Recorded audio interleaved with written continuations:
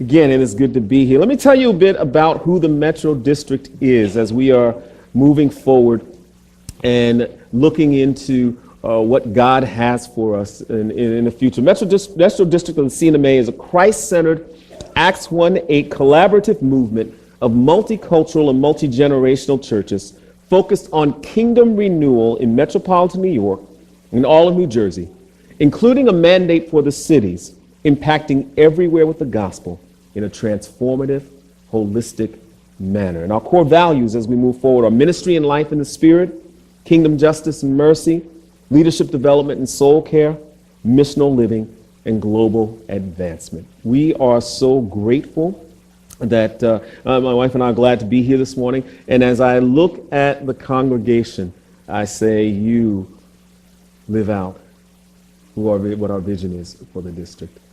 Multicultural congregation, really focused on seeing the Spirit of God at work and God moving, seeing God renewing hearts and transforming lives. So glad to be here with you today. Sometimes as we get going and as we walk through life, we face fears. Sometimes fears overtake us and we get caught in a cycle of fear. And so as we're here today this morning, I want to talk to you about hope for a fear-based heart. We're going to look at Psalm 27, hope for a fear-based heart. I came across this quote. It said this: humans seek after hope like moths seek after light. It is intrinsic in who we are. Humans seek after hope like moths seek after light. It is intrinsic to who we are. Jerome Groopman, who's a staff writer for The New Yorker and also a professor at Harvard Medical School, wrote a book called The Anatomy of Hope. And in an interview about his book, he was asked to define hope. What is hope? And this is what he said. Basically, I think hope is the ability to see a path to the future. You are facing dire circumstances and you need to know everything that's blocking or threatening you. And then you see a path or a potential path to get where you want to be. And once you see that, there's a tremendous emotional uplift that occurs. Humans seek after hope, like moths seek after light, is intrinsic to who we are. So if this is true, then what is the one thing that has the ability for blocking us to having the hope, to going after that which is intrinsic to who we are? What possesses the power to stop us from hoping or to strip our hope? One word: fear. Fear. If hope, as Groopman defines it, is the ability to see a path to the future, then fear would possess or pose a blockage to hoping there is a future path to see. In other words, fear can come into even the places that should be hopeful and stop us from seeing the hope that's there. Fear can come into the places where there's a clear path and stop us from seeing a path at all. Fear can enter a situation and cause us to think, I have nowhere to go. I have nothing to do. I have no one to count on. But I'm thankful that, as the Apostle Paul says in the benediction to the church at Rome, we serve the God of all hope, who wants to fill us with joy and peace as we trust in him, so that we can overflow with hope by the power of the Holy Spirit. And that serves as a reminder to us today about this. Hope and fear cannot coexist, because a fear-based heart cannot lead to a hope-filled life. Hope and fear cannot coexist, because a fear-based heart cannot lead to a hope-filled life. And this brings us to our text for the morning, Psalm 27. As you read through the psalm and you look at it, it's kind of hard. No one can really determine at what point David wrote this psalm. There are those who would say that as he wrote the psalm, it may have been written in two places. One, the first part of it may have been written when David was in a hopeful place, and the second part of it may have been written when David was in a downcast place. We can't really tell. And then they'll say, well, maybe the last few verses are David putting everything back together. I'd submit to you that when or how or what parts it was that David wrote this psalm really doesn't matter. What does stand out to me as I look at this psalm is that at some point, David was writing from a fearful place.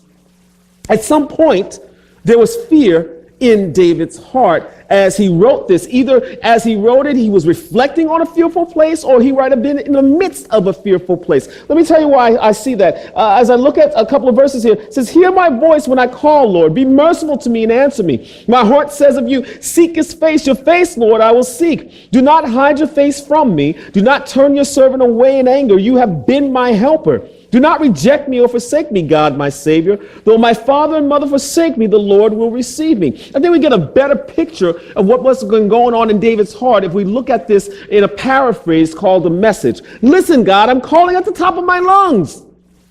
Be good to me. Answer me. When my heart whispered, seek God, my whole being replied, I'm seeking him. Don't hide from me now. You've always been right there for me. Don't turn your back on me now. Don't throw me out. Don't abandon me. You've always kept the door open. My father and mother walked out and left me, but God took me in. This is a place for David where he feels abandoned, where he feels alone. There's stress that's come up. There's all kind of pressure that's building. And what he's doing here is crying out to God in the midst of his fear, saying, don't leave me now. But I'd like to submit to you that at some point, David must have come to his senses and realized, God hasn't left me. God has been there. God has kept me. And that's what I see when I go back to the beginning of the psalm and read these words. The Lord is my light and my salvation. Whom shall I fear? The Lord is the stronghold of my life. Of whom shall I be afraid? That word stronghold stands out to me. The Lord is the protector. The Lord is the covering. The Lord is the strength. The Lord is the fortress. The Lord is the canopy over my life. Why am I afraid? Why am I fearing? Why am I allowing whatever's coming up to cause me to doubt the Lord? I think there's a point where David just remembered, no matter what I've gone through, no matter what I've faced, the Lord has always been there. The Lord has always covered me. The Lord has always stepped in, even in those moments when it looked like there was no hope. Why am I allowing fear to rob me of my hope? So I think David has something to say to us about hope when our hearts are filled with fear. The question that I see here as I look at the text is this: what are the signs that show I've come to a place where my fear-based heart has become a fortress of hope in God? What are the signs that I see? How will I know? How can I grasp that my fear-based heart, where fear is leaving, fear is fleeing, and hope is arising? When does my fear-based heart become a fortress of hope in God? So I look through the text, there are four signs, if you will, that I see here. I can see that my fear-based heart has become a fortress of hope in God when my confidence in God's covering becomes stronger. When my confidence in God's covering becomes stronger. David says, when the wicked advance against me to devour me, it is my enemies and my foes who will stumble and fall. Though an army besiege me, my heart will not fear. Though war break out against me, even then I will be confident. For in the day of trouble, he will keep me safe in his dwelling. He will hide me in the shelter of his sacred tent and set me high upon the rock. Then in verse 10 he says, though my father and mother forsake me, the Lord will receive me. I grew up memorizing King James, and so sometimes I do go back to the language of the King James Version because it just seems to sum it up. In the time of trouble, he shall hide me in his pavilion.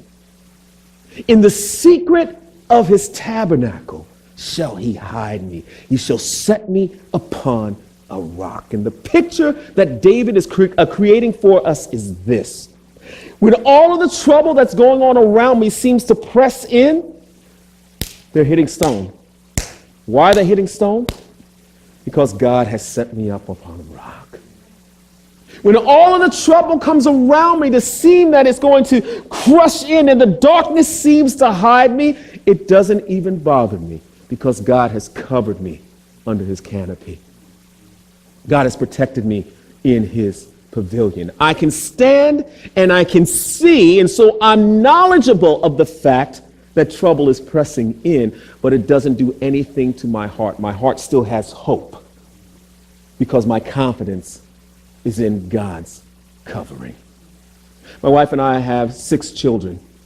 And I remember when our second oldest, Drew, was going through a phase where he was fearful. He was fearful to go in the house by himself. He was fearful to go in his room by himself. He was so fearful to be in a room alone by himself. Here's the interesting thing that we look back and see. My wife prayed for our oldest son, Tyler, to receive Jesus.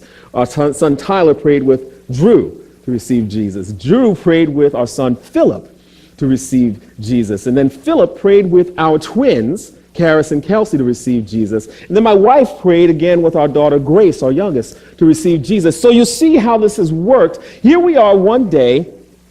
We're in the van. Drew and Philip are sitting in the back of the van. Drew is expressing his fear of going in his room when we get in the house. My wife's trying to talk to him very lovingly, and also on the level that he is as a I think 5 or 6 year old at that time, trying to help him understand you have nothing to fear. Remember, Jesus is with you. Jesus is covering you. And they're talking, and Drew's still expressing his fear. And all of a sudden, out of the back of the car, we hear Philip yell out, "Drew, what are you afraid of? God's in your heart."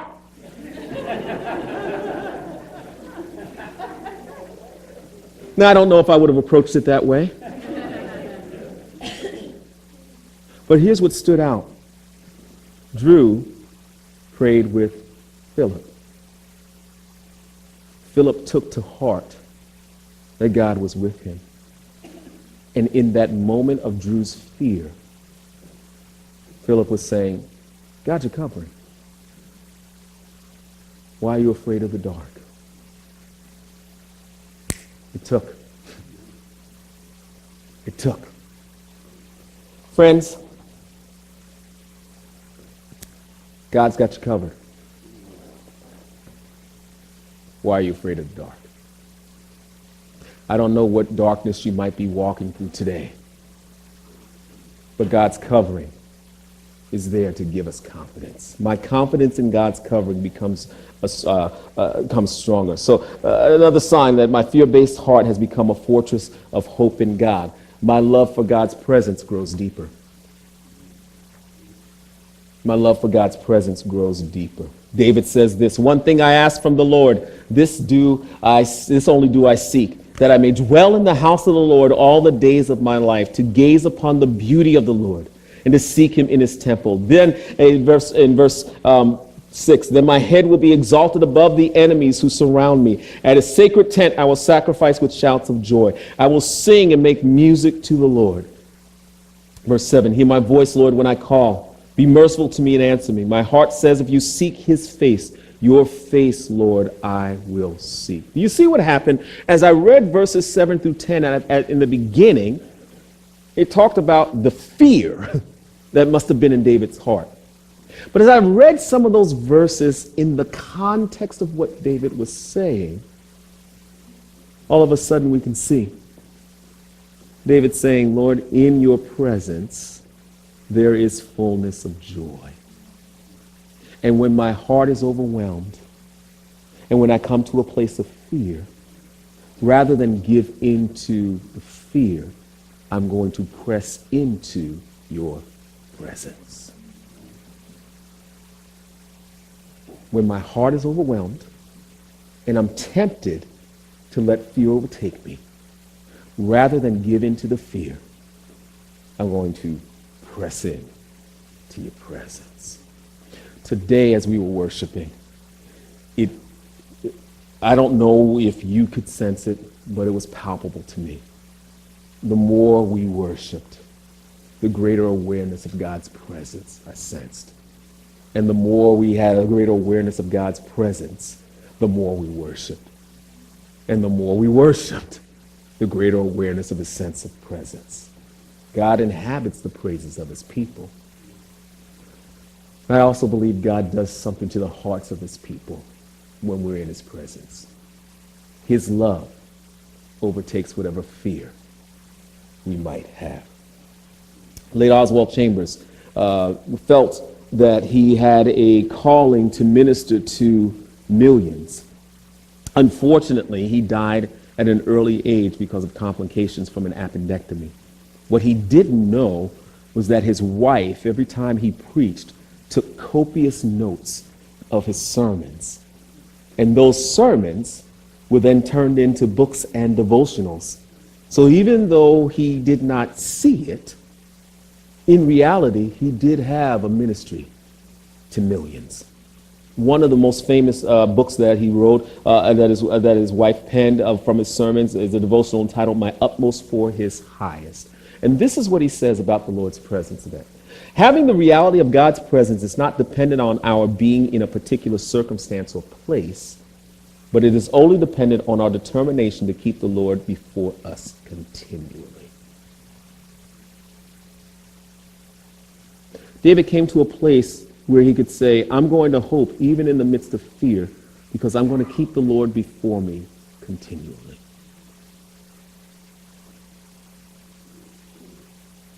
We don't give in to fear when we purpose to keep the Lord before us continually. When his presence and our love for his presence grows deeper and stronger. The third, signs that our fear-based heart has become a fortress of God, of hope in God, is this: when my desire for his way is foundational. When my desire for his way is foundational. David says this in Psalm 27, verse 11. Teach me your way, Lord.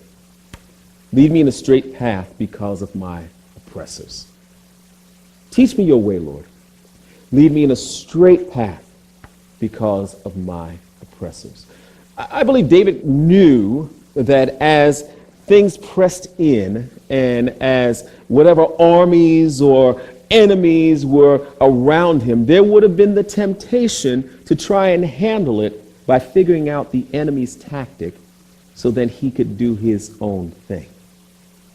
You ever been in a situation where something's going on and you feel like you're either being attacked or you're being accused of something, and you spend more time trying to figure out what the other person is going to say so that you can come back with something better?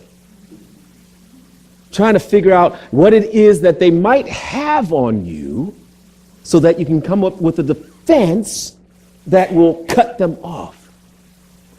Here's what David is saying. The picture David's painting for us is this. When that happens, we are actually giving in to the tactics of the oppressor. When that happens, we're actually giving in to the tactics of the enemy. When that happens, the enemy has already won because our minds are consumed with the enemy. David's saying, you know what? That kind of fear does not last in God's presence. So rather than give in to the tactics of the oppressor, God, I want you to teach me your ways. I don't want to spend all of my time getting caught up in what someone else might do so I know what I'm going to say. Lord, I want to spend my time in your presence, learning from you, growing in you, knowing exactly what you would do and then acting in that way and leaving the rest up to you. It was about 2 weeks after the district conference.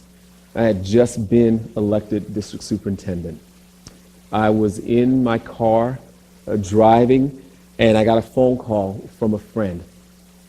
And this friend said to me on the other line, "Kelvin, I've had 2 dreams about you, and I really believe that I'm supposed to tell you what it is that I think that I'm seeing and what the Lord might be saying to you."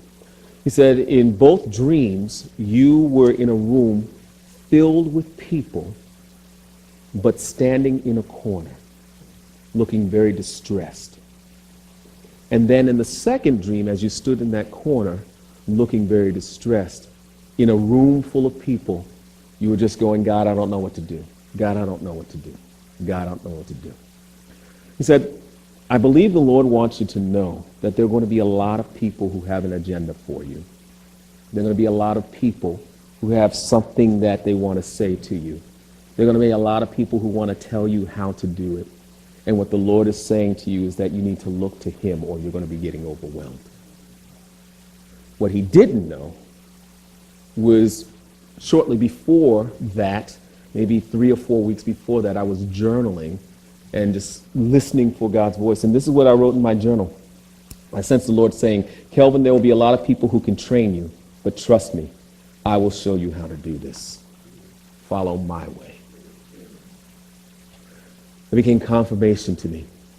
The Lord saying to me, "I want to teach you my way, Kelvin. Now, you can give in to the other voices, or you can let me show you how to do this." Now, don't hear from that I don't listen to wise counsel. Nor should you hear from that you shouldn't listen to wise counsel. But I think sometimes when we get into a mode of fear, we get into this, I got to watch everything, I got to hear everything, I got to listen to everything, and keep this idea going that that's the only way we're going to learn. And God's saying, rather than giving in to fear and trying to get everybody's voice, why don't you just come to me? I know what I'm doing. Let me teach you. Let me teach you. My confidence in God's covering becomes stronger. My love for God's presence grows deeper. My desire for God's way is foundational. And finally, my trust in God's goodness holds unwaveringly. My trust in God's goodness holds unwaveringly. David says this, "I remain confident of this. I remain confident of this. I will see the goodness of the Lord in the land of the living." Wait for the Lord. Be strong. Take heart.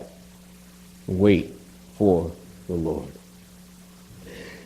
I find it interesting. Again, I go back to my King James days, and I love the way he wrote it. I had fainted unless I had believed to see the goodness of the Lord in the land of the living. I had fainted unless I had believed to see the goodness of the Lord in the land of the living. I think that captures what's really going on in the original translation, because in the original translation, the sentence that's there is actually incomplete. This is what the sentence really says. Unless I had believed to see the goodness of the Lord in the land of the living. That's it. The "I had fainted," or "I am confident of this," or whatever, that's added later to try and complete the sentence. But really what David is saying is, unless I had seen the goodness of the Lord in the land of the living. And it stops. I think if we look at it, we can fill that in. Unless I had believed to see the goodness of the Lord in the land of the living, I would have done. Unless I had believed to see the goodness of the Lord in the land of the living, I would have acted in. Unless I had believed to see the goodness of the Lord in the land of the living, I would have chosen to, you can fill in the blank. David was saying, unless I had believed to see the goodness of the Lord in the land of the living, I would have fainted. Or my confidence would have wavered. Or my trust would have been broken. Or I would have given into the tactics of the oppressor. Or I would have let fear overtake me. Rob Reamer, who works at the Alliance Theological Seminary and has written a number of books, says this: at the root of fear is the core belief that God is not good. That's why we must deal ruthlessly with our fears. At the root of fear is the core belief that God is not good. That's why we must deal ruthlessly with our fears. I can tell my fear-based heart has become a fortress of hope in God when my confidence in God's covering becomes stronger. My love for God's presence grows deeper. My desire for God's way is foundational.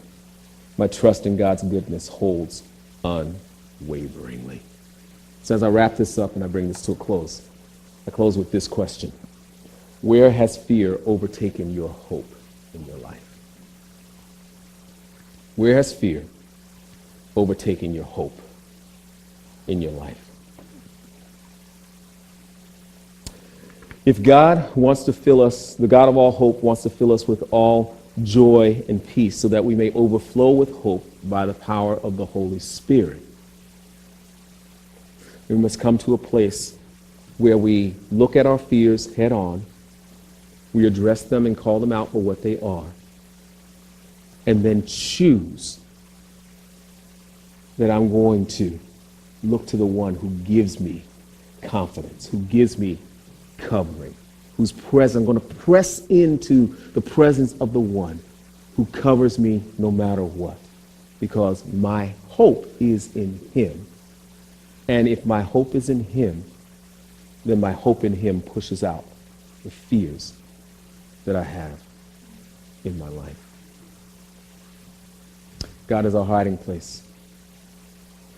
He always fills our hearts with songs of deliverance. So whenever we are afraid, we trust in him. Where are the fears in your life that today you want to say to the Lord, I'm pushing past that fear and I'm pressing into your presence, because in your presence not only is there fullness of joy, but in your presence my hope is restored.